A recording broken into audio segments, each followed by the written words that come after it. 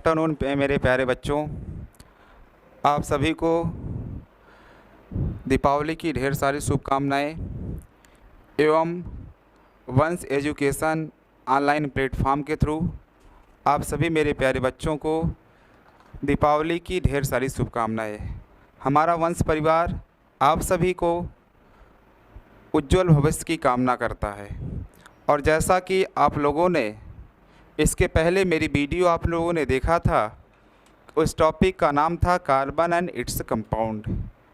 आज उसी चैप्टर्स को हम लोग फिर से कंटिन्यू करते हैं और उसमें हम लोगों ने बेसिक कंसेप्ट्स ऑफ कार्बन्स के बारे में डिस्कस कर रखा था। उसके साथ साथ उस कार्बन की कुछ बेसिक प्रॉपर्टीज़ भी हम लोग डिस्कस किए थे। जैसा कि आप लोगों ने देखा था, लिखा गया था कि कार्बन जो एटम्स होता है कभी भी इलेक्ट्रॉन को ना ही लूज़ कर सकता है और ना ही गेन कर सकता है, क्योंकि उसकी बेसिक क्राइटेरिया, उसकी बेसिक नॉलेज मैं आपको प्रोवाइड कर चुका था कि बताया था कि कार्बन के पास उतनी इनफ साइज़ नहीं है कि वो अपना किसी और एलिमेंट्स का इलेक्ट्रॉन गेन करके अपने पास अपने सेल्स में कंसिस्ट कर सकता है। बट आप लोगों ने देखा था उसके हम आउटर मोस्ट सेल से इलेक्ट्रॉन निकाल भी नहीं सकते थे, क्योंकि आपको उसके लिए बहुत ज़्यादा एनर्जी की डिमांड की जाती थी, बहुत ज़्यादा एनर्जी की ज़रूरत हुआ करती थी। इस वजह से हम लोग इलेक्ट्रॉन वहाँ से स्किप भी नहीं कर सकते थे, रिमूव भी नहीं कर सकते थे आउटर मोस्ट सेल से, और ना ही वहाँ हम लोग क्या कर सकते थे, इलेक्ट्रॉन ऐड कर सकते थे। जैसा कि बेसिक चीज़ें मैंने आपको बताया था, किसी भी इलेक्ट्रॉन को किसी एलिमेंट्स के आउटर मोस्ट सेल से निकालने के लिए जितनी अमाउंट ऑफ एनर्जी की रिक्वायरमेंट होती है उसी को हम लोग नाम देते हैं आयोनाइजेशन इंथैल्पी या फिर आयोनाइजेशन एनर्जी बोलते हैं। और किसी भी आइसोलेटेड गैसियस एटम में अगर आप इलेक्ट्रॉन ऐड करते हैं तो भी आपको एनर्जी की आवश्यकता है, वहाँ से एनर्जी रिलीज़ होती है। उस एनर्जी को हम लोग बोलते हैं इलेक्ट्रॉन अफिनिटी बेटा बोलते हैं, इलेक्ट्रॉन अफिनिटी बोलते हैं। यानी कि उससे एनर्जी इतनी रिलीज़ होगी, उतनी एनर्जी जितनी एनर्जी वहाँ से रिलीज़ आउट होगी उसको हम लोग नाम देंगे इलेक्ट्रॉन अफिनिटी नाम देंगे। फिलहाल वो प्रीवियस की बातें थी, उसमें फ्लैशबैक की बातें थी। हम कंटिन्यू करते हैं आपका कि जैसा आप लोगों ने बताया था कि हम लोग बात करेंगे आज एलोट्रोप्स ऑफ कार्बन की बात करेंगे। किसकी बात करेंगे? आपका एलोट्रोप्स ऑफ कार्बन की बात करते हैं बेटा, एलोट्रोप्स ऑफ इस कार्बन की बात करते हैं। एलोट्रोप्स ऑफ कार्बन की बात करेंगे तो आपको मैंने बताया था कार्बन के 3 एलोट्रोप्स होते हैं। कितने एलोट्रोप्स मिलेंगे आपके? कार्बन के 3 एलोट्रोप्स होते हैं। पहले का नाम होता था डायमंड, पहले एलोट्रोप्स का नाम होता था बेटा आपका डायमंड होता था। और सेकेंड एलोट्रोप्स का नाम था आपका ग्रेफाइट, सेकेंड एलोट्रोप्स का नाम था आपका ग्रेफाइट। और थर्ड एलोट्रोप्स का नाम था बेटा आपका फ्लोरीन्स नाम था। क्या नाम था उसका? थर्ड एलोट्रोप्स का नाम था आपका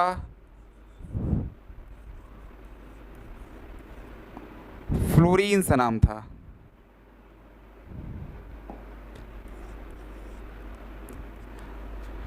यही आपके 3 एलोट्रोप्स थे कार्बन के।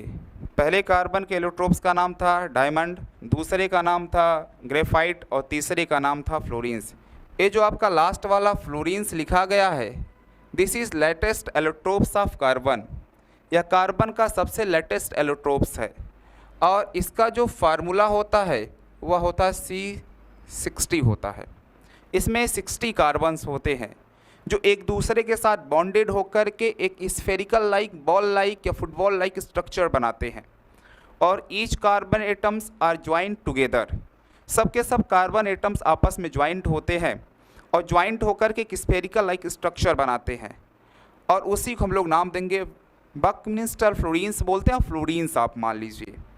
इसके साथ साथ एक ग्रेफाइट लिखा गया है और दूसरा इसके साथ साथ आपका डायमंड लिखा गया है। जो ग्रेफाइट और डायमंड होते हैं, देखा जाए तो जो डायमंड होता है वह एक हार्ड मटेरियल होता है। कैसा मटेरियल होता है आपका? एक हार्ड मटेरियल होता है। और यह हार्ड मटेरियल सबसे टफेस्ट मटेरियल होता है। और क्यों ऐसा होता? क्योंकि कार्बन का ईच वैलेंसीज आर बॉन्डेड, जो कार्बन की सभी वैलेंसीज होती हैं वे आपके क्या होती, कार्बन कार्बन से बॉन्डेड होती है, यानी कि इसकी जो चारों संयोजकताएं होती हैं, चारों वैलेंसीज होती हैं, वह आपकी क्या होती है, बॉन्डेड होती है। Therefore carbon is most rigid, therefore carbon is most rigid होता है, बहुत हार्ड होता है, क्योंकि जो आपके पास इस कार्बन कार्बन के बीच कोवेलेंट बॉन्ड बना है, इस कोवेलेंट बॉन्ड के बीच जो फोर्स ऑफ अट्रैक्शन होता है वह इनडिस्प्लेसमेंट हो सकता है, वह डिस्प्लेस नहीं हो सकता कार्बन एटम्स। इस वजह से डायमंड आपका वेरी रिजिड होता है। All carbon atoms are bonded strongly to each other, एक दूसरे से वेरी स्ट्रांगली बॉन्डेड होते हैं, इस वजह से आपके ये डिस्प्लेस नहीं हो सकते हैं। बट देखा जाए इन ग्रेफाइट में, तो आपका जो ग्रेफाइट होता है, ग्रेफाइट की जो 3 वैलेंसीज होती हैं वह अनदर कार्बन से सेटिस्फाइड होती है, बट इसका एक सिंगल सा जो कार्बन होता है वह फ्री होता है, और एक इलेक्ट्रॉन जो कार्बन का सिंगल इलेक्ट्रॉन होता है वह फ्री होता है। एक इलेक्ट्रॉन फ्री होने के कारण इस ग्रेफाइट क्या होता है, इलेक्ट्रिसिटी का कंडक्टर होता है। क्या होगा आपका, ग्रेफाइट में जो कार्बन एटम होता है उसकी एक वैलेंसीज फ्री होती है, देयरफॉर एक इलेक्ट्रॉन्स फ्री होते हैं, ड्यू टू विच इलेक्ट्रॉन जो आपके पास ग्रेफाइट होते हैं वह इलेक्ट्रिसिटी को कंडक्ट करते हैं। और जो आपके पास ग्रेफाइट होता है वह स्लिपरी नेचर का होता है, हाथ में रखने से फिसलता है, स्लिपरी नेचर होता है। इसके साथ साथ आपका जो डायमंड होते हैं वह टफ होते हैं, हार्ड होते हैं। आपने इसको पेंसिल की लीड में देखा होगा, पेंसिल की लीड आप देखेंगे तो पेंसिल की लीड आपकी ग्रेफाइट से बनी होती है। पेंसिल की लीड को आपके छोटे से स्टोन के पीस पर रब करके उसको अपनी उंगली से अपने फिंगर से टच करेंगे तो आपको मिलेगा वह स्लिपरी नेचर का होता है। और ग्रेफाइट एक स्लिपरी नेचर का होता है जो इलेक्ट्रिसिटी को कंडक्ट करता है, क्योंकि आपके जो ग्रेफाइट में कार्बन्स पाया जाता है, उस कार्बन जो कार्बन पाया जाता है उस कार्बन का सिंगल वैलेंसीज यानी कि single electrons remaining free. Therefore graphite conduct electricity while the carbon of diamond is bonded to each other, therefore carbon could not conduct electricity and so on। therefore ऐसे continue होता आपका कि हमारे पास जो आपके diamond होते हैं उस डायमंड की जो चारों वैलेंसीज होती है वह आपकी क्या होती है, कार्बन एटम से सेटिस्फाइड होती है, बॉन्डेड होती है, इस वजह से वह इलेक्ट्रिसिटी को कंडक्ट नहीं करते हैं। आगे चलते हैं बेटा, आप देखते हैं हमारे जो चैप्टर की शुरुआत होती है वह होती कहाँ से, आपका इस हाइड्रोकार्बन्स होती है। चैप्टर की शुरुआत होती है आपकी हाइड्रोकार्बन से होती है। कहाँ से होगी आपकी, इस चैप्टर की शुरुआत होती है हाइड्रोकार्बन से होती है। बेटा जैसा कि इसके नाम से ही क्लियर आपको होना चाहिए, जब हम हाइड्रोकार्बन की बात करेंगे तो इसके नाम से आपको क्लियर हो जाना चाहिए कि जो आपके हाइड्रोकार्बन्स होते हैं, ये वर्ड जो बना है 2 वर्ड से मिलकर बना है। अगर यहाँ से हम लोग इसको अलग करते हैं तो पहले वर्ड में दिख रहा है आपको हाइड्रो और दूसरे में दिख रहा है कार्बन, यानी कि ऐसा कंपाउंड जो हाइड्रोजन, ऐसा कंपाउंड जो हाइड्रोजन प्लस कार्बन से मिलकर बना होता है, ऐसा कंपाउंड जो हाइड्रोजन और कार्बन से मिलकर बना होता है उसको हम लोग नाम देते हैं हाइड्रोकार्बन। यानी कि आप कह सकते हैं कि a compounds that contain carbon as well as hydrogen atoms is called hydrocarbons. ऐसा कोई कंपाउंड्स जो हाइड्रोजन और कार्बन से मिलकर बना होता है उसको हम लोग नाम देंगे हाइड्रोकार्बन। जैसे अगर बेटा हम लोग एग्जाम्पल की बात करें तो आपको मिलेगा क्या, एग्जाम्पल की बात करते हैं तो मिलता है क्या, देखिए C2H6 मिल सकता है। क्या मिलेगा आपको, C2H6 कामा CH4 कामा C2H2। इस सब कंपाउंड्स में अगर आप देखेंगे सब में कार्बन और हाइड्रोजन दिखाई दे रहा है, और जिस यौगिक में, जिस कंपाउंड्स में आपके कार्बन और हाइड्रोजन दिखाई देते हैं वो हमारा हाइड्रोकार्बन्स होता है। इसके साथ साथ आप देखेंगे कि जो आपके पास हाइड्रोकार्बन है, इस हाइड्रोकार्बन का क्लासिफिकेशन करेंगे। इस हाइड्रोकार्बन का क्या करेंगे हम लोग? क्लासिफिकेशन करेंगे, यानी कि classification of hydrocarbon, classification of hydrocarbon, classification of hydrocarbon की बात करते हैं। जब इस हाइड्रोकार्बन का क्लासिफिकेशन आप करते हैं तो इस हाइड्रोकार्बन को वेरियस टाइप में क्लासिफाइड किया जाता है। पहला अगर हम लोग लिखते हैं, इस हाइड्रोकार्बन को कुछ इस तरह से हम लोग क्लासिफाइड करते हैं, क्लासिफिकेशन ऑफ हाइड्रोकार्बन। पहला देखेंगे, इसको हम लोग 2 पार्ट्स में क्लासिफाइड करते हैं। एक को बोलते हैं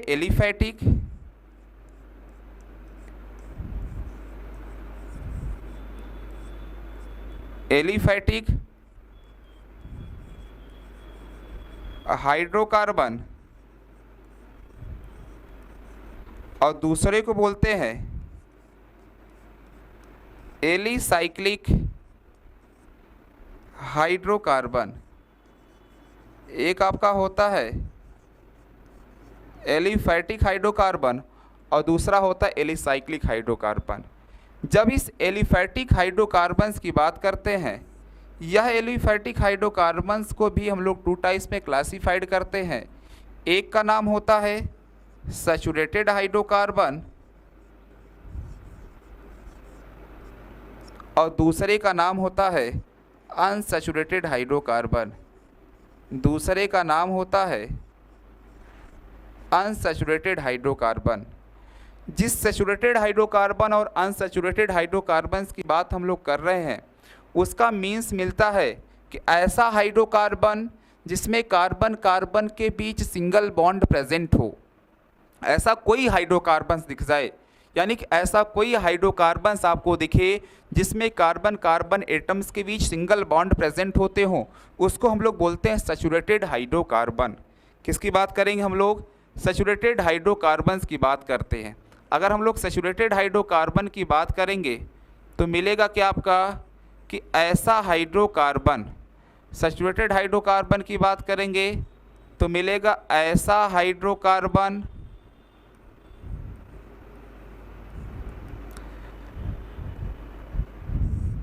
हेडिंग लगाएंगे सैचुरेटेड हाइड्रोकार्बन। देखेंगे a hydrocarbon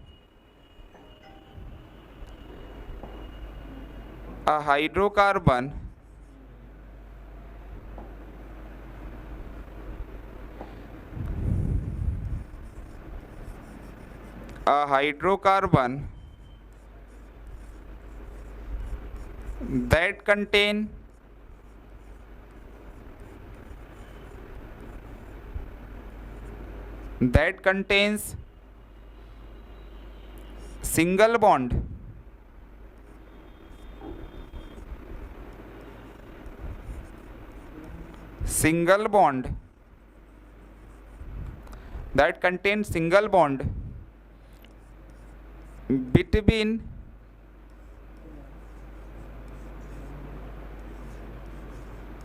carbon carbon atom. ऐसा हाइड्रोकार्बन जिसमें कार्बन कार्बन के बीच सिंगल बॉन्ड प्रेजेंट होते हैं, उसको हम लोग नाम देंगे saturated hydrocarbon. In another sense आप सिंपल बोल सकते हैं कि a hydrocarbon that contain sigma bond. ऐसा कोई हाइड्रोकार्बन जिसमें केवल सिग्मा बॉन्ड प्रेजेंट होते हैं, उसको हम लोग नाम देंगे क्या चीज़? आपका सैचुरेटेड हाइड्रोकार्बन्स नाम देते हैं। जैसे अगर एग्जाम्पल की बात किया जाए तो आपने इसका नाम सुना होगा, एल्केन का नाम सुना होगा कभी। जो एल्केन होता है, इस एल्केन को हम लोग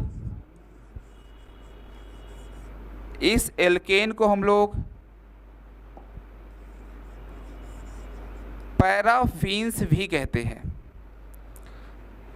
क्या बोलेंगे इसको? हम लोग पैराफिन्स बोलते हैं। यानी कि अगर हम लोग एल्केन की बात करते हैं, बात करेंगे हम लोग एल्केन की बात करते हैं, किसकी बात करेंगे? एल्केन की बात करते हैं। एल्केन को हम लोग नाम देंगे पैराफिन्स।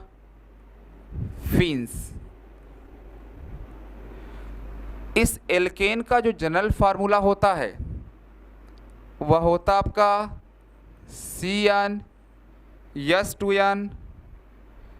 इस एल्केन का जनरल फार्मूला जो होता है वह होता CnH2n+2। General formula of alkene क्या होता है बेटा? आपका होता CnH2n+2। वेयर आप लिख सकते हो where n is equals to 1, 2, 3 and so on. आप n के प्लेस पे 1, 2, 3 एंड सो ऑन वैल्यू आप सब्स्टिट्यूट कर सकते हो, तो आपको मिल जाएगा उसी मेंबर आपका मिल जाएगा, आपका एल्केन मिल जाएगा। Whenever we are substitute n is equals to 1, then we find that C1H2 into 1 plus 2 value substitute करने के बाद आगे आपको मिल जाता है CH4 मिल जाता है। क्या मिल जाएगा आपका? CH4 मिल जाएगा। यानी कि बोला जाए एल्केन का जो फर्स्ट मेंबर होता है, first member of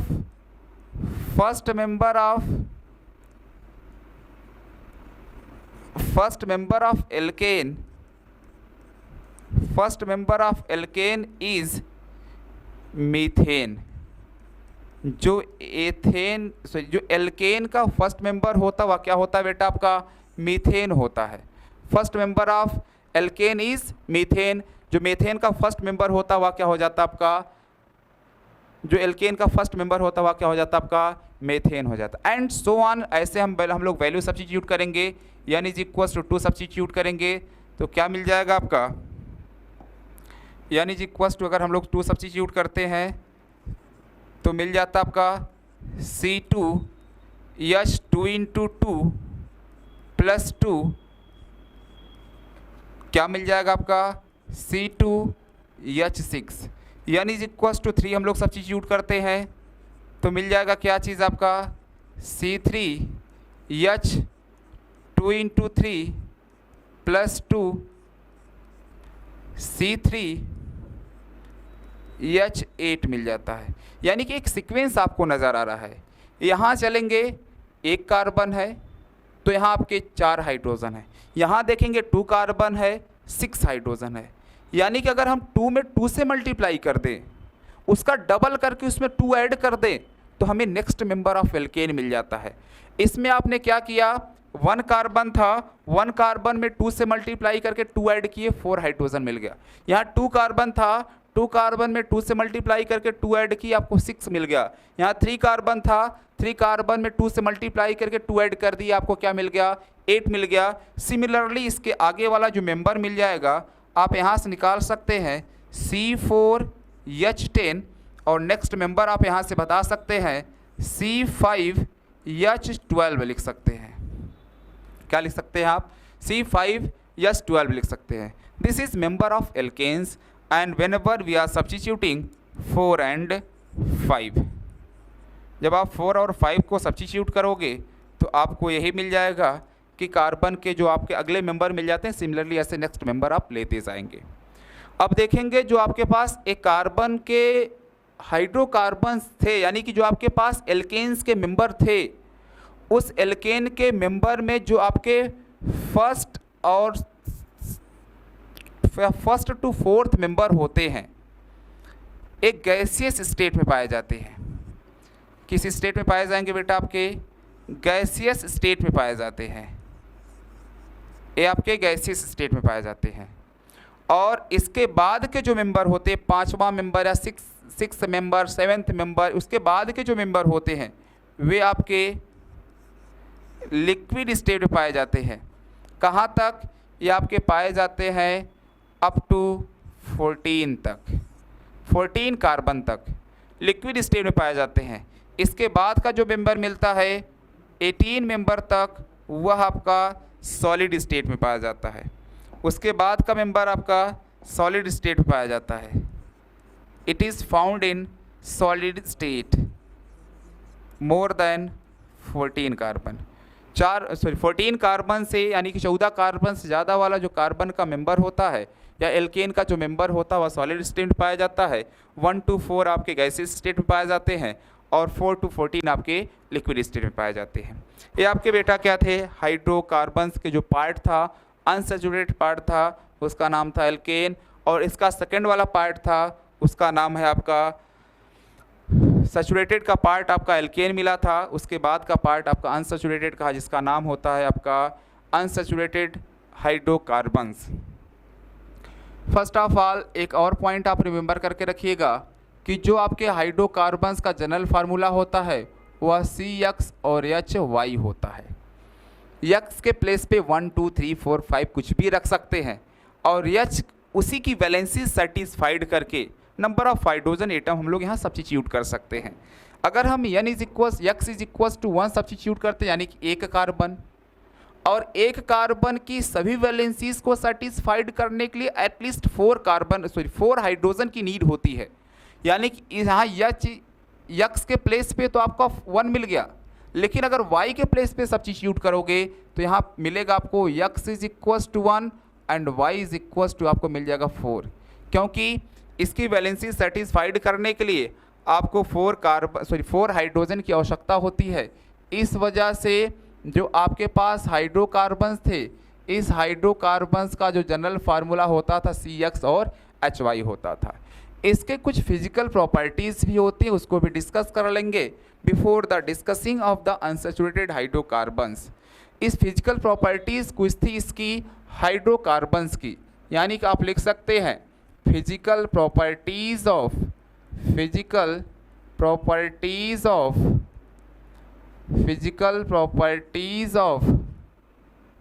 hydrocarbons, physical properties of hydrocarbons.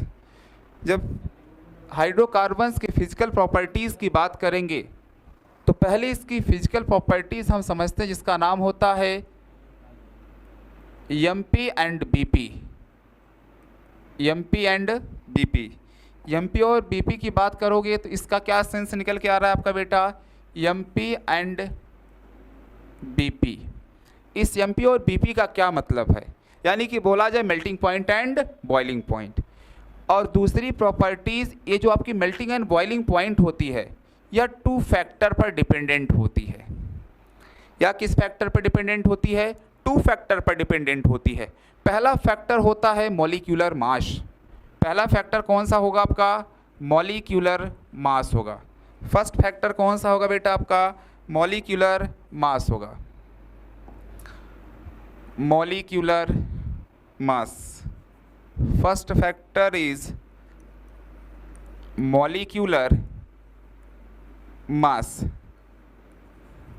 और सेकेंड फैक्टर इसका मिलता है ब्रांचिंग। सेकेंड फैक्टर इसका क्या मिलेगा, ब्रांचिंग मिलेगी। अगर आप मॉलिक्यूलर मास इंक्रीज करता है, यानी कि carbon number of carbon increase करते हैं, तो मेल्टिंग एंड बॉइलिंग पॉइंट भी आपकी क्या करेगी, इंक्रीज करेगी। बोला जाए अगर आपका जो आपके किसी भी हाइड्रोकार्बन्स की फिजिकल प्रॉपर्टीज़ होती है, उस फिजिकल प्रॉपर्टीज़ में मेल्टिंग एंड बॉइलिंग पॉइंट की बात करेंगे तो देखेंगे जो मेल्टिंग एंड बॉइलिंग पॉइंट्स होती है हाइड्रोकार्बन्स की, वह डिपेंडेंट होती है किस पे बेटा, डिपेंडेंट होती है मॉलिक्यूलर मास पर डिपेंडेंट होती है। अगर मॉलिक्यूलर मास बढ़ेगा, अगर इन द सेंस ऑफ बोला जाए तो आपको मिलेगा जैसे जैसे नंबर ऑफ कार्बन्स एटम बढ़ेंगे वैसे वैसे आपका क्या बढ़ेगा, उसकी मेल्टिंग एंड बॉइलिंग पॉइंट बढ़ेगी। यानी कि बोला जाए number of carbon is directly proportional to the number of carbon is directly proportional to the MP and BP। MP and BP के क्या होते हैं आपके, डायरेक्टली प्रोपोर्शनल होते हैं। कौन, number of carbon atom. Number of carbon atoms is directly proportional to the MP and BP. जैसे जैसे एमपी और बीपी बढ़ेगी, जैसे जैसे नंबर ऑफ कार्बन एटम्स बढ़ेगा, वैसे वैसे उस हाइड्रोकार्बन्स की मेल्टिंग एंड बॉइलिंग पॉइंट क्या होती जाएगी, आपकी बढ़ती जाएगी। दूसरा फैक्टर लिखा है ब्रांचिंग लिखा है। आप जानते हैं, अगर आपके पास, मैंने इसके पहले वाली वीडियो में डिस्कस कर रखा था कैटिनेशन प्रॉपर्टीज़ ऑफ कार्बन, उसमें आपको मिला क्या था कि जो आपके पास कैटिनेशन ऑफ प्रॉपर्टीज़ होती थी उसमें आपका कार्बन ब्रांचेज भी बना सकता था, और इस ब्रांचिंग, जैसे जैसे ब्रांचिंग बढ़ेगी वैसे वैसे इसकी बीपी कम होती जाएगी, बॉइलिंग पॉइंट इसकी क्या होती जाएगी, इसकी बॉइलिंग पॉइंट यानी कि बीपी क्या होती जाएगी, कम होती जाएगी। ब्रांचिंग बढ़ेगी, आपके पास 4 कार्बन की कुछ ऐसी हाइड्रोकार्बन्स हैं, ऐसा 5 मेंबर्ड कार्बन है। तो देखा जाए, आप एक बात और याद करके रखिएगा, कार्बन और हाइड्रोजन एक दूसरे के परम मित्र होते हैं, बहुत फास्ट फ्रेंड होते हैं। कहीं अगर कार्बन को कुछ नहीं मिलता है, उसका साथी कोई नहीं मिलता, तो उसका साथी एक होता है जिसका नाम होता है हाइड्रोजन। कौन होता है आपका, उसका साथी एक होता है जिसका नाम होता है हाइड्रोजन। इनका एक साथी मिलेगा ही, इनके साथ ही चलता है हमेशा। अगर कोई बीच रास्ते में मिल गया तो उनका हाथ थाम लेगा, अदरवाइज कार्बन के साथ हमेशा हाइड्रोजन ही चिपक के चलता है। तो यहाँ आपको दिखाई दे रहा है क्या चीज़ बेटा, आपका हाइड्रोजन दिखाई दे रहे हैं। अब यह 5 मेंबर्ड हैं आपके, ये जो आपके कार्बन कार्बन की भी सिंगल बॉन्ड दिखाई दे रहा है, वह 5 मेंबर्ड हैं, इसमें 5 मेंबर हैं। अभी वह एक स्ट्रेट लाइन बना रहे हैं। कैसी लाइन बना रहे हैं, आपकी स्ट्रेट लाइन बना रहे हैं। अगर इनकी हम मेल्टिंग एंड बॉइलिंग पॉइंट की बात करते हैं, इनकी अगर हम मेल्टिंग एंड बॉइलिंग पॉइंट की बात करते हैं, इनकी जो बीपी मिलती है, और इनकी जो बीपी अगर हम स्पेसिफिक कुछ भी नोट कर लेते हैं, मान लेते हैं आपका 30 डिग्री नोट कर लेते हैं, 30 डिग्री सेल्सियस इसकी नोट कर लेते हैं आपका। This is assume but not actual. ये आपका क्या होता है, एज्यूम किया गया है कि इसकी हम बीपी मान लेते हैं आपकी 30 डिग्री सेल्सियस। लेकिन जब इसी को हम लोग ब्रांच कर लेते हैं, इसको क्या कर लेंगे बेटा, हम लोग ब्रांच बना लेंगे कुछ ऐसा। देखिए CH3 CH CH2 CH3, अब कुछ ऐसी देखिए यहाँ से बन गई ब्रांच। इसमें भी 5 मेंबर्ड ही है, बस अब इसमें ब्रांचिंग हो गई, यहाँ ब्रांचिंग नहीं थी। अब जहाँ ब्रांचिंग हुई वैसे ही, जैसे ही ब्रांचिंग होना स्टार्ट हो जाएगा वैसे ही इसकी बॉइलिंग पॉइंट डिक्रीज होना स्टार्ट हो जाएगा। अब इसकी बॉइलिंग पॉइंट देखेंगे तो हो सकता है आपको मिल जाए 25 degree Celsius. This is assumption, या हाइपोथेटिकल हम लोग मान रहे हैं अभी, बट नॉट एक्चुअल कि इसकी 30 होगी, इसकी 25 होगी ना। मैं आपको समझने के लिए बता रहा हूँ कि हो सकता है इसकी जो मेल्टिंग, जो इसकी जो बॉइलिंग पॉइंट है वह आपकी कितना है, 30 डिग्री सेल्सियस। इसकी बॉइलिंग पॉइंट कितनी मिल रही है आपको, 25 डिग्री सेल्सियस। उसका बेसिक सा रीज़न रहा है कि यहाँ इसकी क्या हुई है, आपकी ब्रांचिंग हुई है। जैसे ही ब्रांचिंग हुई वैसे इसकी बॉइलिंग पॉइंट क्या हो जाती है, आपकी कम हो जाती है। और जैसे जैसे इसका मॉलिक्यूलर मास बढ़ता है वैसे वैसे इसकी बॉइलिंग पॉइंट आपकी क्या हो जाती है, बढ़ जाती है। यानी कि बोला जाए तो जो आपके पास बीपी होता था वह ब्रांचिंग के इन्वर्सली प्रोपोर्शनल होता था, ब्रांचिंग के इन्वर्सली प्रोपोर्शनल होता था। बीपी घटेगी जब ब्रांचिंग बढ़ेगी, अब बीपी बढ़ेगी जब इसका मॉलिक्यूलर मास बढ़ेगा। आगे की बात करते हैं हम लोग, जिसका नाम था अनसैचुरेटेड हाइड्रोकार्बन, जिसका नाम है आपका अनसैचुरेटेड हाइड्रोकार्बन, अनसैचुरेटेड हाइड्रोकार्बन। इस अनसैचुरेटेड हाइड्रोकार्बन को पढ़ना है बेटा आपको। जब अनसैचुरेटेड हाइड्रोकार्बन को आप पढ़ोगे तो जैसे आपने सैचुरेटेड हाइड्रोकार्बन के बारे में जाना कि ऐसा हाइड्रोकार्बन जिसमें कार्बन कार्बन के बीच सिंगल बॉन्ड प्रेजेंट होते या सिग्मा बॉन्ड प्रेजेंट होते हैं, उसको हम लोग बोलते थे सैचुरेटेड हाइड्रोकार्बन बोलते थे। As it is similar definition बोलते हैं, a hydrocarbon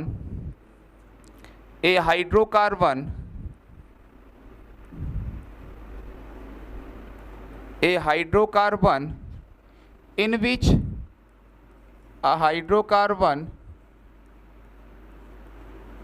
which carbon carbon atom, carbon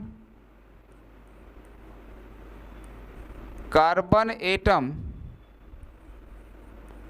carbon carbon atoms consist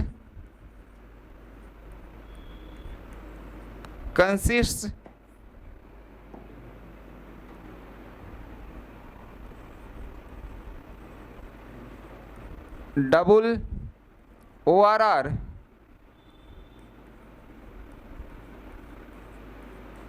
triple bond,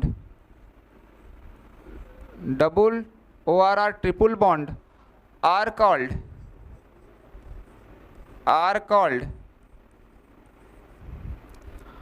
unsaturated hydrocarbon, are called unsaturated hydrocarbon,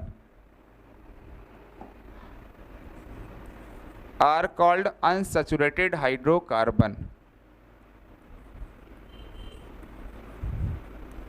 unsaturated hydrocarbon।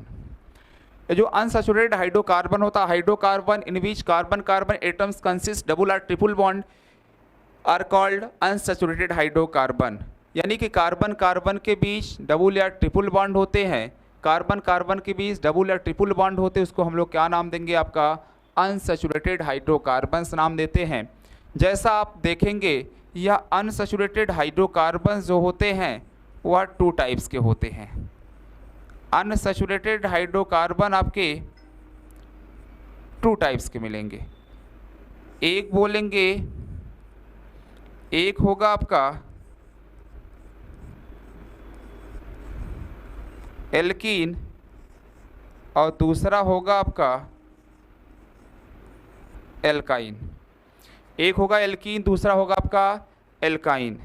यानी कि ऐसा हाइड्रोकार्बन जिसमें कार्बन कार्बन के बीच डबल बॉन्ड प्रेजेंट होते हो।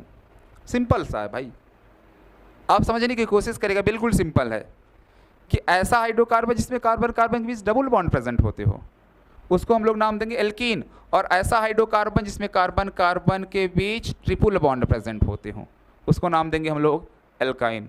इससे सिंपल क्या हो सकता है कि ऐसा हाइड्रोकार्बन जिसमें कार्बन कार्बन एटम्स के बीच ट्रिपल बॉन्ड प्रेजेंट होते हो उसको हम बोलेंगे एल्काइन, और ऐसा हाइड्रोकार्बन जिसमें कार्बन कार्बन के बीच डबल बॉन्ड प्रेजेंट होते हो उसको हम लोग नाम देंगे क्या चीज़ बेटा, एल्कीन नाम देते हैं।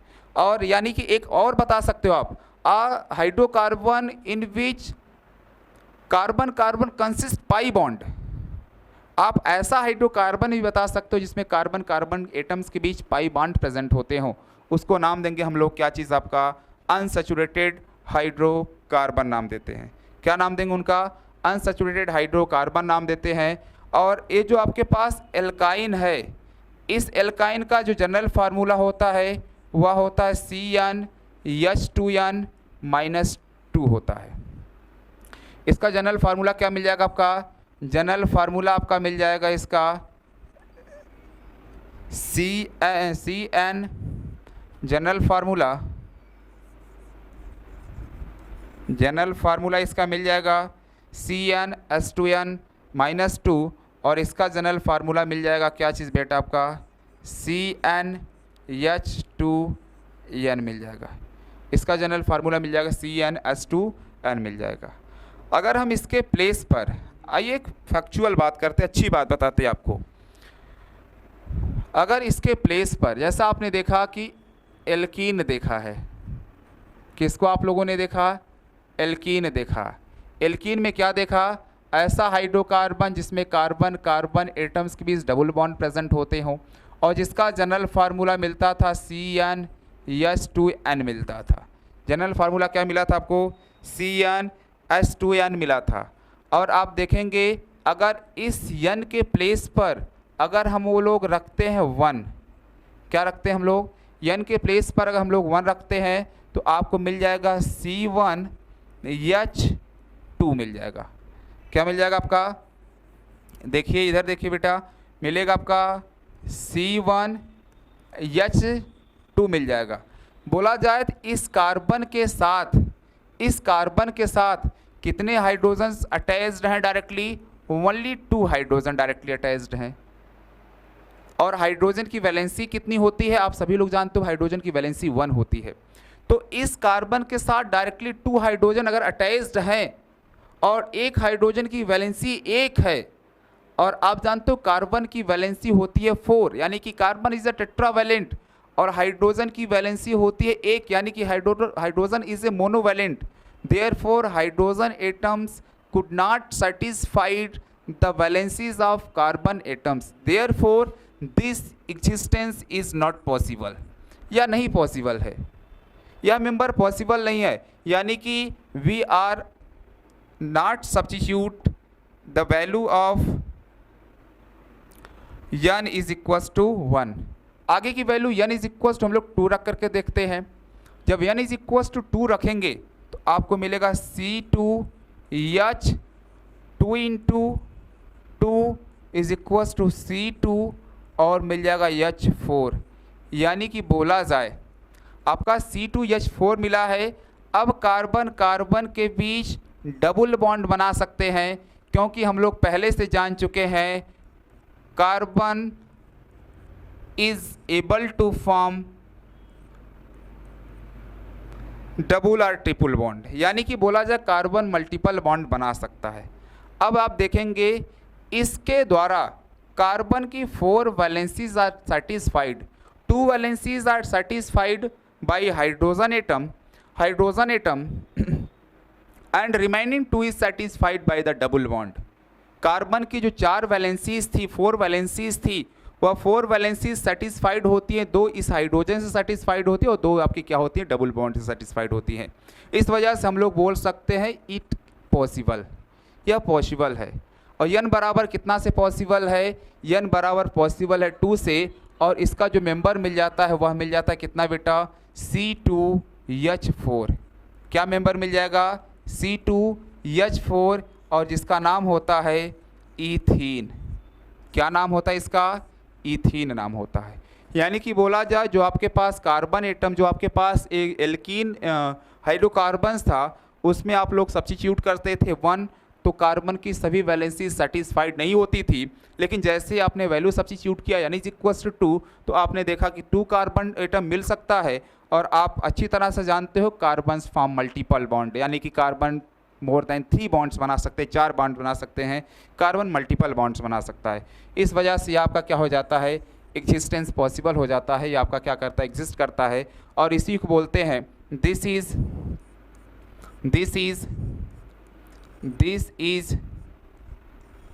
First member of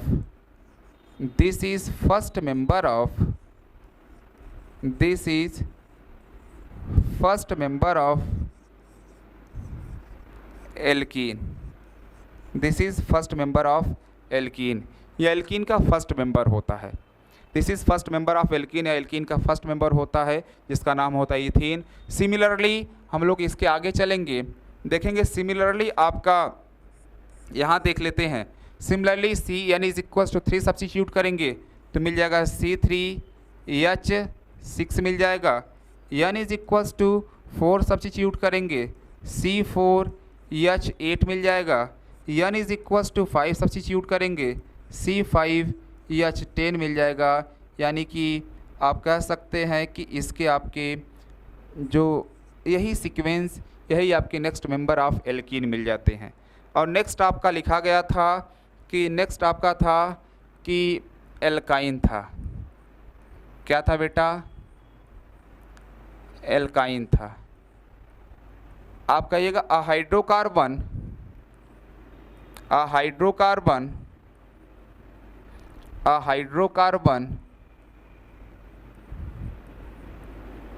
in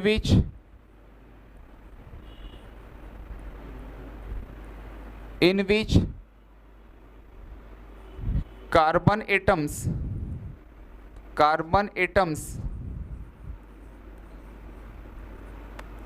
consists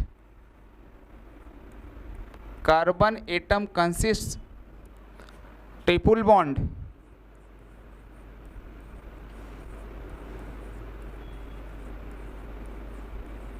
bond are called alkyne। Are called alkyne. और इस एल्काइन का जनरल फार्मूला आपने देख लिया था, CnH2n-2। अब जहाँ n की वैल्यू आप सब्स्टिट्यूट करेंगे, n is equals to 1, substitute करेंगे तो आपको मिल के आ जाएगा, देखिए C1H क्या मिल जाएगा आपका, C1H 2 × 1 - 2, यानी कि बेसिक सी बात है कि C1H 2 - 2 0, H बचा ही नहीं, केवल बचा क्या आपका C बचा, और C तो कोई हाइड्रोकार्बन बनाएगा नहीं। इस वजह से हम लोग बोल सकते हैं कि जब इस एल्काइन में n is equals to 1 substitute करोगे तो आपका कोई एल्काइन का मेंबर मिलेगा नहीं। इस वजह से n इज इक्वल्स टू हम लोग 1 सब्स्टिट्यूट नहीं कर सकते हैं। जब हम n is equals to 2 substitute करते हैं, n is equals to 3 substitute करते हैं, n is equals to 4 substitute करते हैं, इसके आगे वाले मेंबर मिल जाते हैं। n is equals to 2 substitute करोगे, 2 × 2 - 2, यानी कि C2H 2 × 2 - 2, यानी कि इसका मल्टीप्लाई करोगे तो आपको मिल जाएगा कितना, C2H 4 - 2, कितना बचा आपका 2। फर्स्ट मेंबर ऑफ एल्काइन मिल गया कितना बेटा आपका, C2H2, क्या मिल गया आपका, sorry first member of alkyne क्या मिल गया आपका, C2H2, first member of alkyne मिल गया C2H2, और इसी को हम लोग बोलते हैं इथाइन। क्या बोलते हैं, यानी कि first member of alkyne is ethyne. जो एल्काइन का फर्स्ट मेंबर मिलता है वो आपका इथाइन मिल जाता है।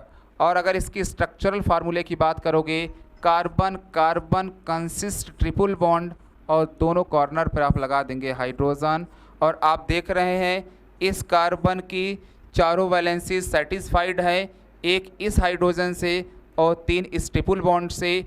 इस कार्बन की भी सभी वैलेंसी सेटिस्फाइड है, एक इस हाइड्रोजन से, 3 इस ट्रिपल बॉन्ड से सेटिस्फाइड होती हैं।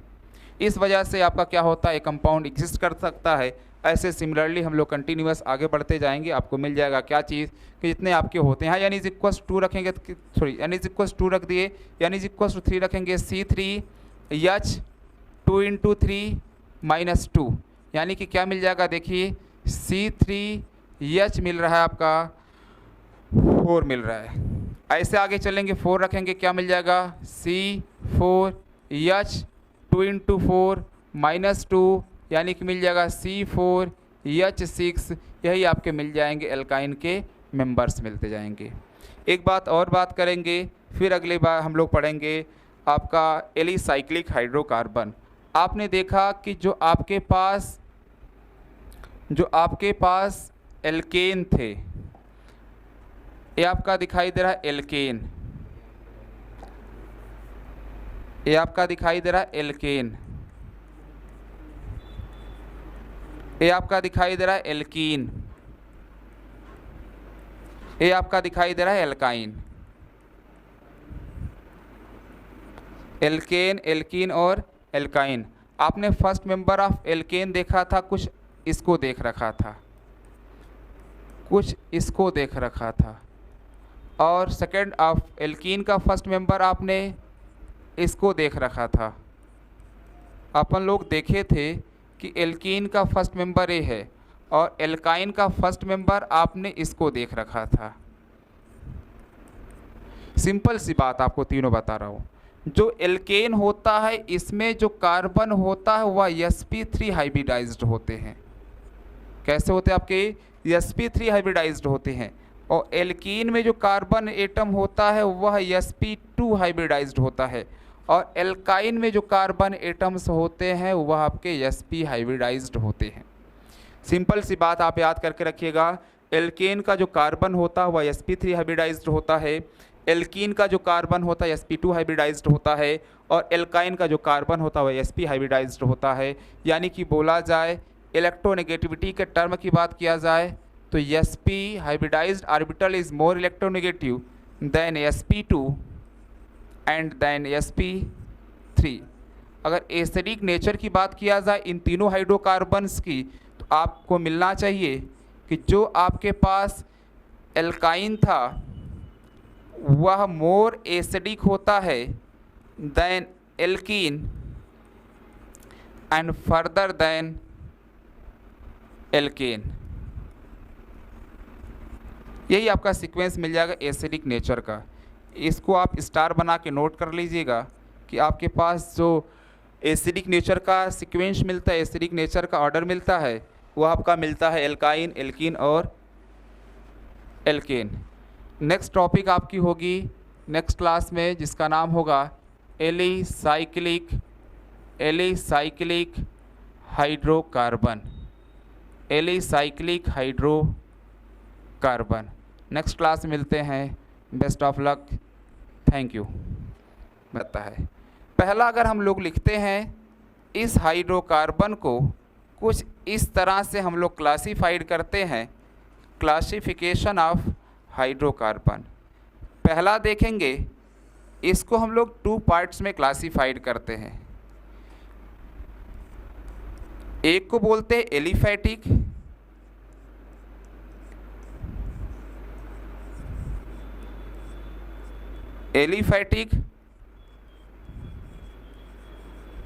हाइड्रोकार्बन, और दूसरे को बोलते हैं एलिसाइक्लिक हाइड्रोकार्बन। एक आपका होता है एलिफैटिक हाइड्रोकार्बन और दूसरा होता है एलिसाइक्लिक हाइड्रोकार्बन। जब इस एलिफैटिक हाइड्रोकार्बन्स की बात करते हैं, यह एलिफैटिक हाइड्रोकार्बन्स को भी हम लोग 2 टाइप्स में क्लासिफाइड करते हैं। एक का नाम होता है सैचुरेटेड हाइड्रोकार्बन और दूसरे का नाम होता है अनसैचुरेटेड हाइड्रोकार्बन। दूसरे का नाम होता है अनसैचुरेटेड हाइड्रोकार्बन। जिस सैचुरेटेड हाइड्रोकार्बन और अनसैचुरेटेड हाइड्रोकार्बन्स की बात हम लोग कर रहे हैं, उसका मीन्स मिलता है कि ऐसा हाइड्रोकार्बन जिसमें कार्बन कार्बन के बीच सिंगल बॉन्ड प्रेजेंट हो। ऐसा कोई हाइड्रोकार्बन्स दिख जाए, यानी कि ऐसा कोई हाइड्रोकार्बन्स आपको दिखे जिसमें कार्बन कार्बन एटम्स के बीच सिंगल बॉन्ड प्रेजेंट होते हों, उसको हम लोग बोलते हैं सैचुरेटेड हाइड्रोकार्बन। किसकी बात करेंगे हम लोग? सैचुरेटेड हाइड्रोकार्बन्स की बात करते हैं। अगर हम लोग सैचुरेटेड हाइड्रोकार्बन की बात करेंगे तो मिलेगा क्या आपका कि ऐसा हाइड्रोकार्बन, सैचुरेटेड हाइड्रोकार्बन की बात करेंगे तो मिलेगा ऐसा hydrocarbon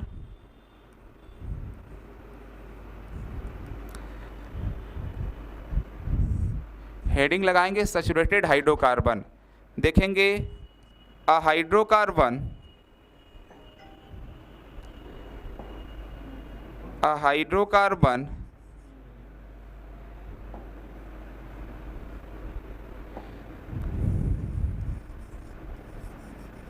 a hydrocarbon that contains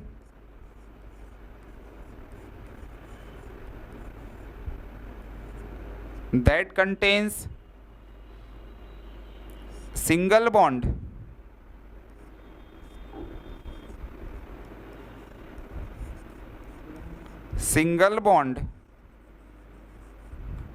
that contains single bond between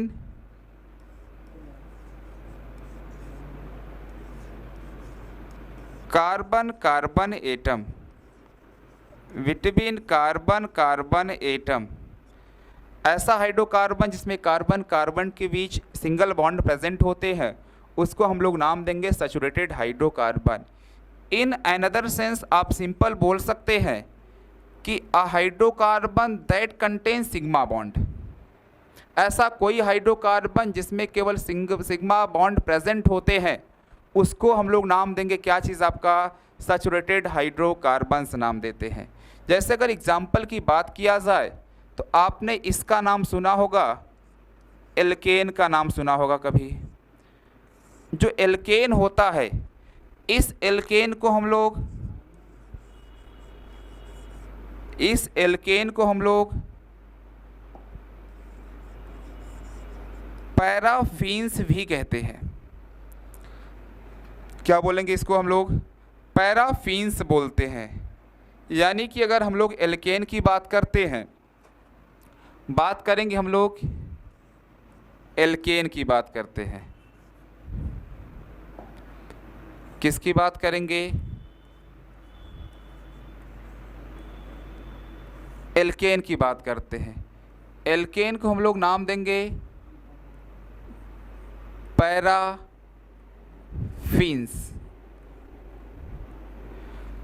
इस एल्केन का जो जनरल फार्मूला होता है वह होता आपका CnH2n। इस एल्केन का जनरल फार्मूला जो होता है वह होता CnH2n+2। General formula of alkene क्या होता है बेटा? आपका होता CnH2n+2। वेयर आप लिख सकते हो where n is equals to 1, 2, 3 and so on. आप n के प्लेस पे 1, 2, 3 एंड सो ऑन वैल्यू आप सब्स्टिट्यूट कर सकते हो, तो आपको मिल जाएगा उसी मेंबर आपका मिल जाएगा, आपका एल्केन मिल जाएगा। Whenever we are substitute n is equals to 1, then we find that C1H2 into 1 plus 2 value substitute करने के बाद आगे आपको मिल जाता है CH4 मिल जाता है। क्या मिल जाएगा आपका? CH4 मिल जाएगा। यानी कि बोला जाए एल्केन का जो फर्स्ट मेंबर होता है, first member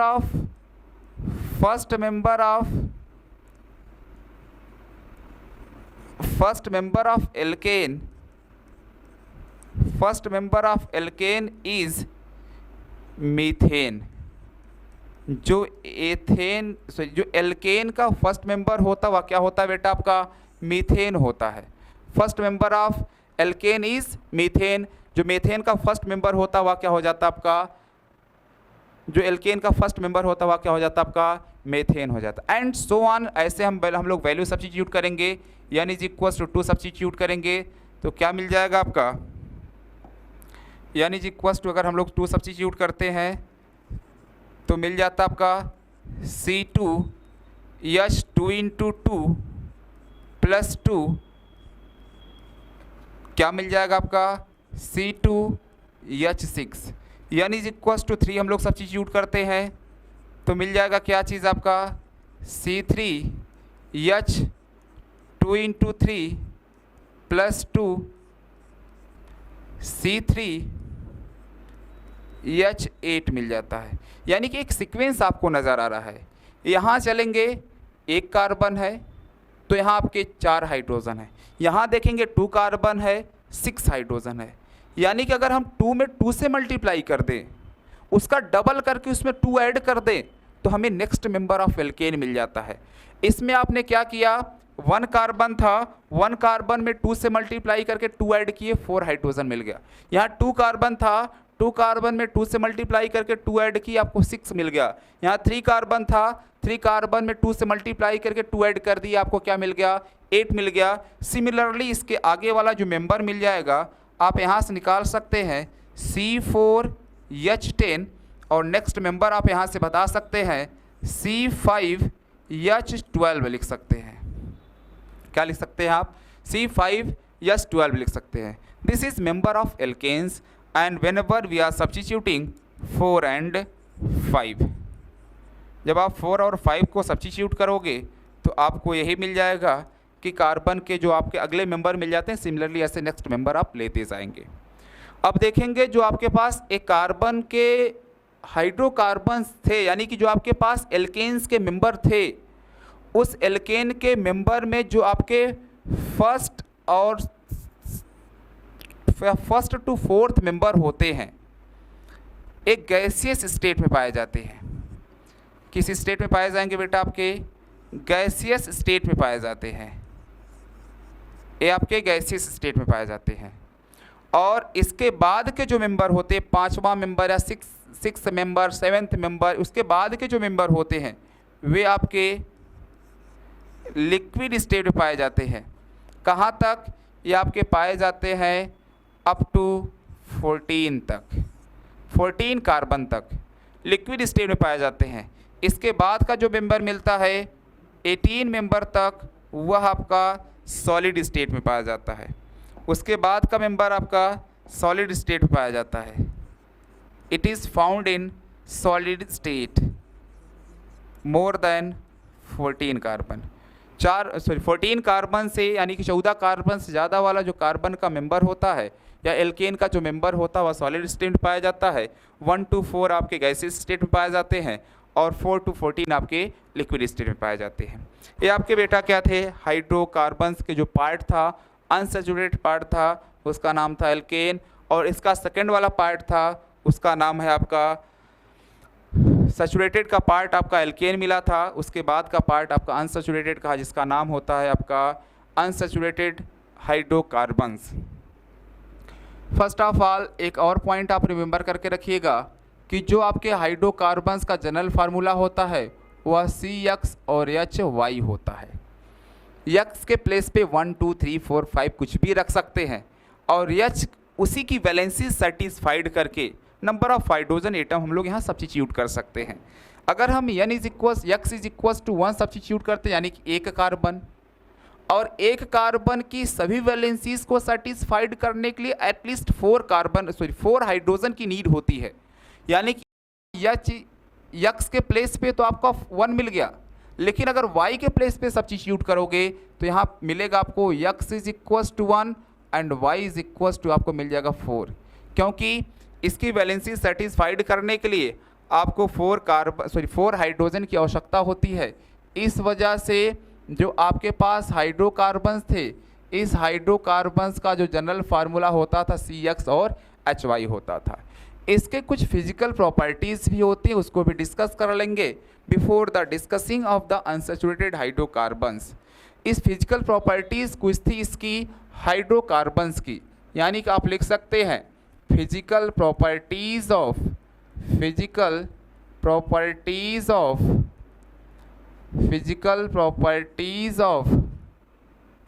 hydrocarbons. Physical properties of hydrocarbons. जब हाइड्रोकार्बन्स की फिजिकल प्रॉपर्टीज़ की बात करेंगे तो पहले इसकी फिजिकल प्रॉपर्टीज़ हम समझते हैं, जिसका नाम होता है MP एंड BP। MP और BP की बात करोगे तो इसका क्या सेंस निकल के आ रहा है आपका बेटा, MP एंड BP। इस MP और BP का क्या मतलब है, यानी कि बोला जाए melting point and boiling point. और दूसरी प्रॉपर्टीज़, ये जो आपकी मेल्टिंग एंड बॉइलिंग पॉइंट होती है यह 2 फैक्टर पर डिपेंडेंट होती है। या किस फैक्टर पर डिपेंडेंट होती है, 2 फैक्टर पर डिपेंडेंट होती है। पहला फैक्टर होता है मॉलिक्यूलर मास। पहला फैक्टर कौन सा होगा आपका, मॉलिक्यूलर मास होगा। फर्स्ट फैक्टर कौन सा होगा बेटा आपका, मॉलिक्यूलर मास होगा। Molecular mass, first factor is molecular mass. और सेकेंड फैक्टर इसका मिलता है ब्रांचिंग। सेकेंड फैक्टर इसका क्या मिलेगा, ब्रांचिंग मिलेगी। अगर आप मॉलिक्यूलर मास इंक्रीज करता है, यानी कि carbon number of carbon increase करते हैं, तो मेल्टिंग एंड बॉइलिंग पॉइंट भी आपकी क्या करेगी, इंक्रीज करेगी। बोला जाए अगर आपका जो आपके किसी भी हाइड्रोकार्बन्स की फिजिकल प्रॉपर्टीज़ होती है, उस फिजिकल प्रॉपर्टीज़ में मेल्टिंग एंड बॉइलिंग पॉइंट की बात करेंगे तो देखेंगे जो मेल्टिंग एंड बॉइलिंग पॉइंट्स होती है हाइड्रोकार्बन्स की, वह डिपेंडेंट होती है किस पे बेटा, डिपेंडेंट होती है मॉलिक्यूलर मास पर डिपेंडेंट होती है। अगर मॉलिक्यूलर मास बढ़ेगा, अगर इन द सेंस ऑफ बोला जाए तो आपको मिलेगा जैसे जैसे नंबर ऑफ कार्बन्स एटम बढ़ेंगे वैसे वैसे आपका क्या बढ़ेगा, उसकी मेल्टिंग एंड बॉइलिंग पॉइंट बढ़ेगी। यानी कि बोला जाए number of carbon is directly proportional to the number of carbon is directly proportional to the MP and BP। MP and BP के क्या होते हैं आपके, डायरेक्टली प्रोपोर्शनल होते हैं। कौन, number of carbon atom. Number of carbon atoms is directly proportional to the MP and BP. जैसे जैसे एमपी और बीपी बढ़ेगी, जैसे जैसे नंबर ऑफ कार्बन एटम्स बढ़ेगा, वैसे वैसे उस हाइड्रोकार्बन्स की मेल्टिंग एंड बॉइलिंग पॉइंट क्या होती जाएगी, आपकी बढ़ती जाएगी। दूसरा फैक्टर लिखा है ब्रांचिंग लिखा है। आप जानते हैं, अगर आपके पास, मैंने इसके पहले वाली वीडियो में डिस्कस कर रखा था कैटिनेशन प्रॉपर्टीज़ ऑफ कार्बन, उसमें आपको मिला क्या था कि जो आपके पास कैटिनेशन ऑफ प्रॉपर्टीज़ होती थी उसमें आपका कार्बन ब्रांचेज भी बना सकता था, और इस ब्रांचिंग, जैसे जैसे ब्रांचिंग बढ़ेगी वैसे वैसे इसकी बीपी कम होती जाएगी, बॉइलिंग पॉइंट इसकी क्या होती जाएगी, इसकी बॉइलिंग पॉइंट यानी कि बीपी क्या होती जाएगी, कम होती जाएगी। ब्रांचिंग बढ़ेगी, आपके पास 4 कार्बन की कुछ ऐसी हाइड्रोकार्बन्स हैं, ऐसा 5 मेंबर्ड कार्बन है। तो देखा जाए, आप एक बात और याद करके रखिएगा, कार्बन और हाइड्रोजन एक दूसरे के परम मित्र होते हैं, बहुत फास्ट फ्रेंड होते हैं। कहीं अगर कार्बन को कुछ नहीं मिलता है, उसका साथी कोई नहीं मिलता, तो उसका साथी एक होता है जिसका नाम होता है हाइड्रोजन। कौन होता है आपका, उसका साथी एक होता है जिसका नाम होता है हाइड्रोजन। इनका एक साथी मिलेगा ही, इनके साथ ही चलता है हमेशा। अगर कोई बीच रास्ते में मिल गया तो उनका हाथ थाम लेगा, अदरवाइज कार्बन के साथ हमेशा हाइड्रोजन ही चिपक के चलता है। तो यहाँ आपको दिखाई दे रहा है क्या चीज़ बेटा, आपका हाइड्रोजन दिखाई दे रहे हैं। अब यह 5 मेंबर्ड हैं आपके, ये जो आपके कार्बन कार्बन की भी सिंगल बॉन्ड दिखाई दे रहा है, वह 5 मेंबर्ड हैं, इसमें 5 मेंबर हैं। अभी वह एक स्ट्रेट लाइन बना रहे हैं। कैसी लाइन बना रहे हैं, आपकी स्ट्रेट लाइन बना रहे हैं। अगर इनकी हम मेल्टिंग एंड बॉइलिंग पॉइंट की बात करते हैं, इनकी अगर हम मेल्टिंग एंड बॉइलिंग पॉइंट की बात करते हैं, इनकी जो बीपी मिलती है, और इनकी जो बीपी अगर हम स्पेसिफिक कुछ भी नोट कर लेते हैं, मान लेते हैं आपका 30 डिग्री नोट कर लेते हैं, 30 डिग्री सेल्सियस इसकी नोट कर लेते हैं आपका। This is assume but not actual. ये आपका क्या होता है, एज्यूम किया गया है कि इसकी हम बीपी मान लेते हैं आपकी 30 डिग्री सेल्सियस। लेकिन जब इसी को हम लोग ब्रांच कर लेते हैं, इसको क्या कर लेंगे बेटा, हम लोग ब्रांच बना लेंगे कुछ ऐसा। देखिए CH3 CH CH2 CH3, अब कुछ ऐसी देखिए यहाँ से बन गई ब्रांच। इसमें भी 5 मेंबर्ड ही है, बस अब इसमें ब्रांचिंग हो गई, यहाँ ब्रांचिंग नहीं थी। अब जहाँ ब्रांचिंग हुई वैसे ही, जैसे ही ब्रांचिंग होना स्टार्ट हो जाएगा वैसे ही इसकी बॉइलिंग पॉइंट डिक्रीज होना स्टार्ट हो जाएगा। अब इसकी बॉइलिंग पॉइंट देखेंगे तो हो सकता है आपको मिल जाए 25 degree Celsius. This is assumption, या हाइपोथेटिकल हम लोग मान रहे हैं अभी, बट नॉट एक्चुअल कि इसकी 30 होगी, इसकी 25 होगी ना। मैं आपको समझने के लिए बता रहा हूँ कि हो सकता है इसकी जो मेल्टिंग, जो इसकी जो बॉइलिंग पॉइंट है वह आपकी कितना है, 30 डिग्री सेल्सियस। इसकी बॉइलिंग पॉइंट कितनी मिल रही है आपको, 25 डिग्री सेल्सियस। उसका बेसिक सा रीज़न रहा है कि यहाँ इसकी क्या हुई है, आपकी ब्रांचिंग हुई है। जैसे ही ब्रांचिंग हुई वैसे इसकी बॉइलिंग पॉइंट क्या हो जाती है, आपकी कम हो जाती है। और जैसे जैसे इसका मॉलिक्यूलर मास बढ़ता है वैसे वैसे इसकी बॉइलिंग पॉइंट आपकी क्या हो जाती है, बढ़ जाती है। यानी कि बोला जाए तो जो आपके पास बीपी होता था वह ब्रांचिंग के इन्वर्सली प्रोपोर्शनल होता था, ब्रांचिंग के इन्वर्सली प्रोपोर्शनल होता था। बीपी घटेगी जब ब्रांचिंग बढ़ेगी, अब बीपी बढ़ेगी जब इसका मॉलिक्यूलर मास बढ़ेगा।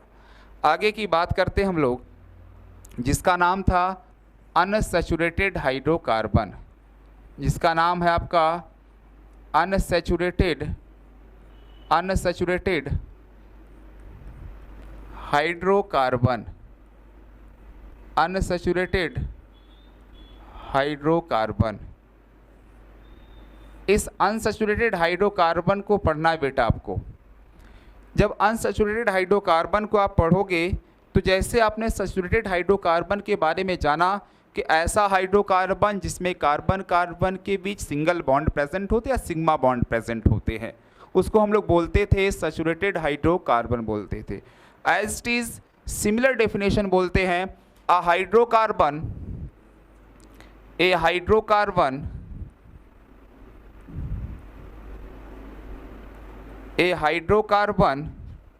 in which a hydrocarbon in which carbon carbon atom, carbon carbon atom,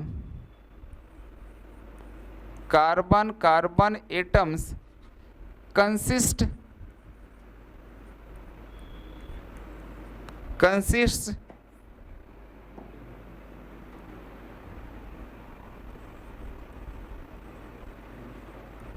double ORR,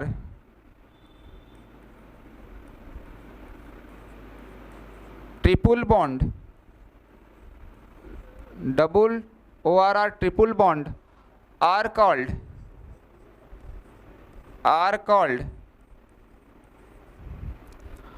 unsaturated hydrocarbon, are called unsaturated hydrocarbon, are called unsaturated hydrocarbon, unsaturated hydrocarbon।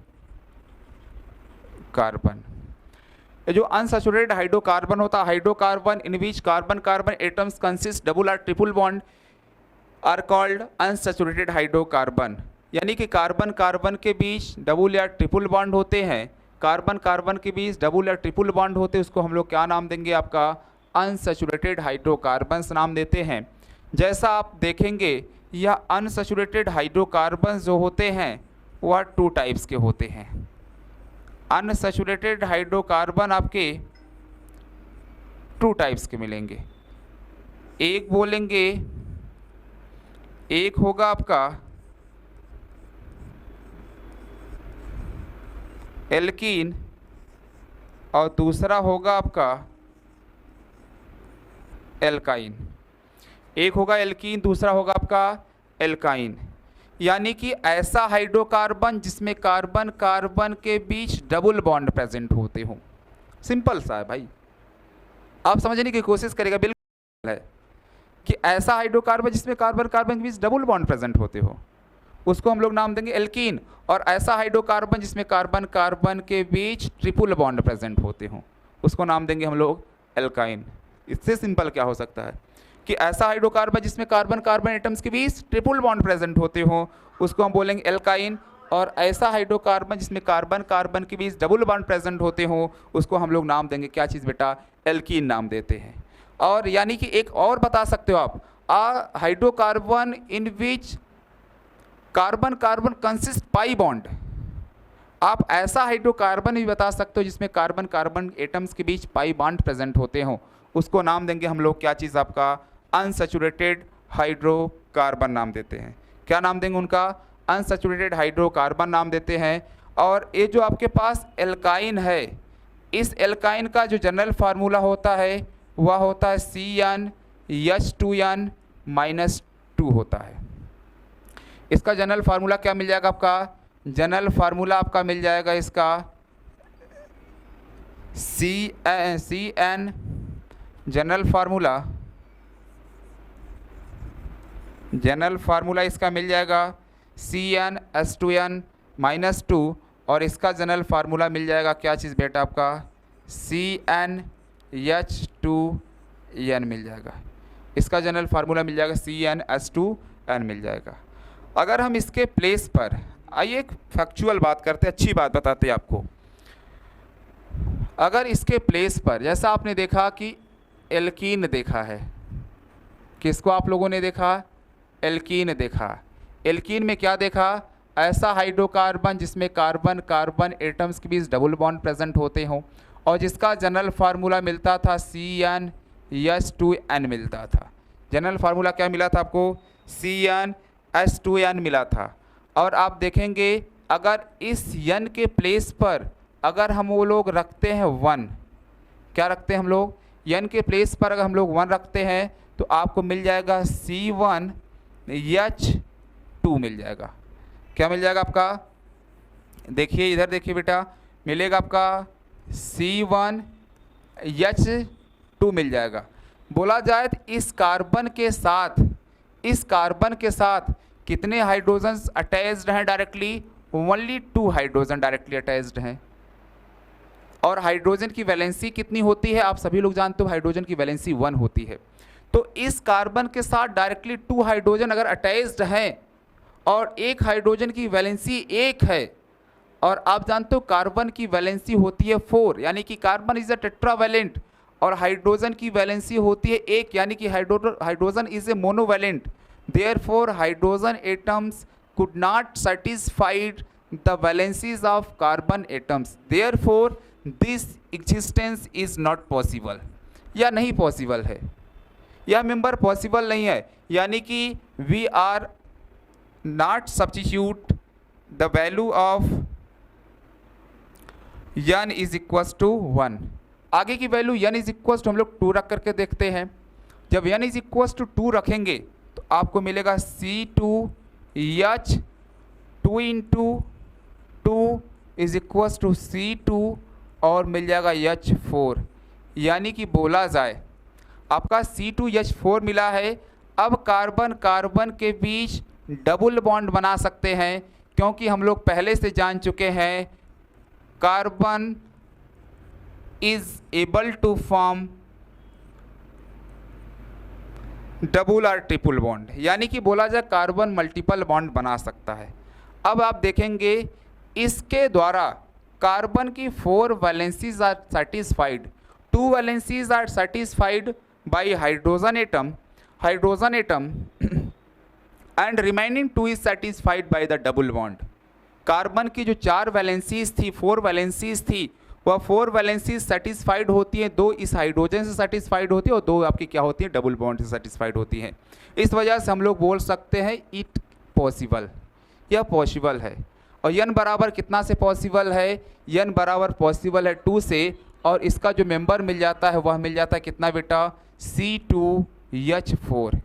क्या member मिल जाएगा, C2H4, और जिसका नाम होता है ईथीन। क्या नाम होता है इसका, ईथीन नाम होता है।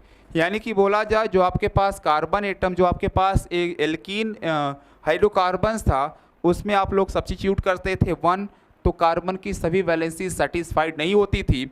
लेकिन जैसे आपने वैल्यू सब्स्टिट्यूट किया यानी इक्वल्स टू 2, तो आपने देखा कि 2 कार्बन एटम मिल सकता है। और आप अच्छी तरह से जानते हो कार्बन्स फॉर्म मल्टीपल बॉन्ड, यानी कि कार्बन मोर देन 3 बॉन्ड्स बना सकते हैं, 4 बॉन्ड बना सकते हैं, कार्बन मल्टीपल बॉन्ड्स बना सकता है। इस वजह से आपका क्या हो जाता है, एग्जिस्टेंस पॉसिबल हो जाता है, ये आपका क्या करता है, एग्जिस्ट करता है। और इसी को बोलते हैं this is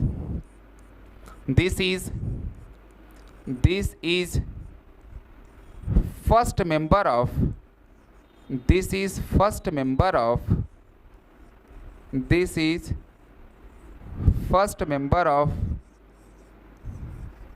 alkene. This is first member of alkene, यह एल्कीन का फर्स्ट मेंबर होता है। This is first member of alkene, या एल्कीन का फर्स्ट मेंबर होता है, जिसका नाम होता है इथीन। सिमिलरली हम लोग इसके आगे चलेंगे, देखेंगे सिमिलरली आपका यहाँ देख लेते हैं। Similarly Cn is equals to 3 substitute करेंगे तो मिल जाएगा C3H6 मिल जाएगा। n is equals to 4 substitute करेंगे C4H8 मिल जाएगा। n is equals to 5 substitute करेंगे C5H10 मिल जाएगा। यानी कि आप कह सकते हैं कि इसके आपके जो यही सीक्वेंस, यही आपके नेक्स्ट मेंबर ऑफ एल्कीन मिल जाते हैं। और नेक्स्ट आपका लिखा गया था कि नेक्स्ट आपका था कि एल्काइन था। क्या था बेटा, एल्काइन था। आप कहिएगा अ hydrocarbon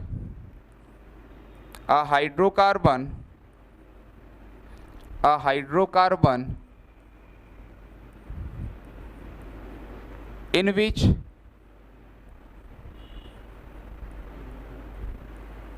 which carbon atoms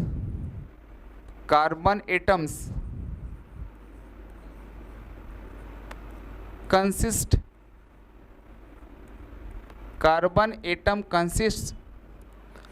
triple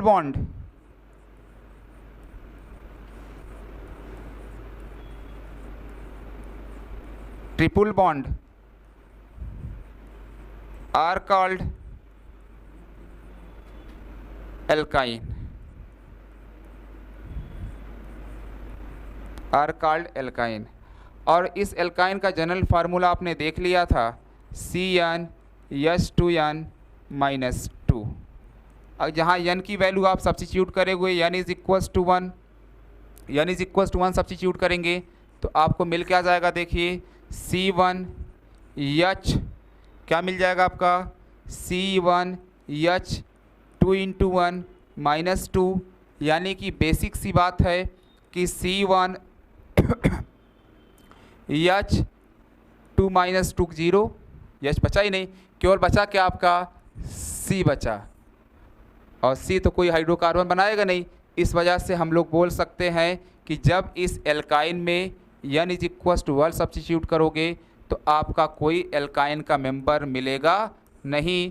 इस वजह से n इज इक्वल्स टू हम लोग 1 सब्स्टिट्यूट नहीं कर सकते हैं।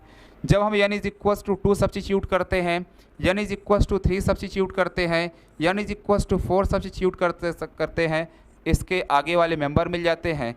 n is equals to 2 substitute करोगे, 2 × 2 - 2, यानी कि C2H 2 × 2 - 2, यानी कि इसका मल्टीप्लाई करोगे तो आपको मिल जाएगा कितना, C2H 4 - 2, कितना बचा आपका 2।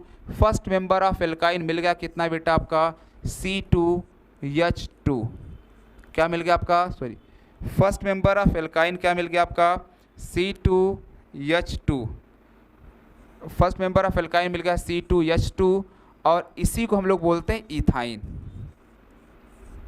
क्या बोलते हैं, यानी कि first member of alkyne is ethyne. जो एल्काइन का फर्स्ट मेंबर मिलता है वो आपका इथाइन मिल जाता है।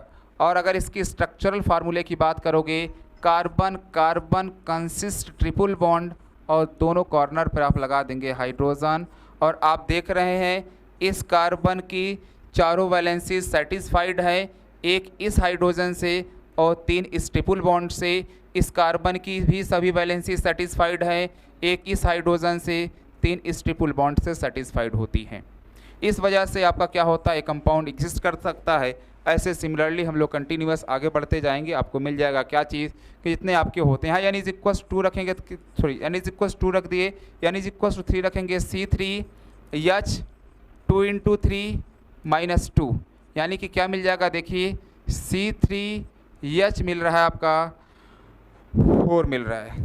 ऐसे आगे चलेंगे, 4 रखेंगे, क्या मिल जाएगा, C4H 2 × 4 - 2, यानी कि मिल जाएगा C4H6। यही आपके मिल जाएंगे एल्काइन के मेंबर्स मिलते जाएंगे। एक बात और बात करेंगे, फिर अगली बार हम लोग पढ़ेंगे आपका एलिसाइक्लिक हाइड्रोकार्बन। आपने देखा कि जो आपके पास एल्केन थे, ये आपका दिखाई दे रहा है एल्केन, ये आपका दिखाई दे रहा है एल्केन, ये आपका दिखाई दे रहा है एल्कीन, ये आपका दिखाई दे रहा है एल्काइन। एल्केन, एल्कीन और एल्काइन। आपने फर्स्ट मेंबर ऑफ एल्केन देखा था, कुछ इसको देख रखा था, कुछ इसको देख रखा था, और सेकेंड ऑफ एल्कीन का फर्स्ट मेंबर आपने इसको देख रखा था। अपन लोग देखे थे कि एल्कीन का फर्स्ट मेंबर ये है, और एल्काइन का फर्स्ट मेंबर आपने इसको देख रखा था। सिंपल सी बात आपको तीनों बता रहा हूँ।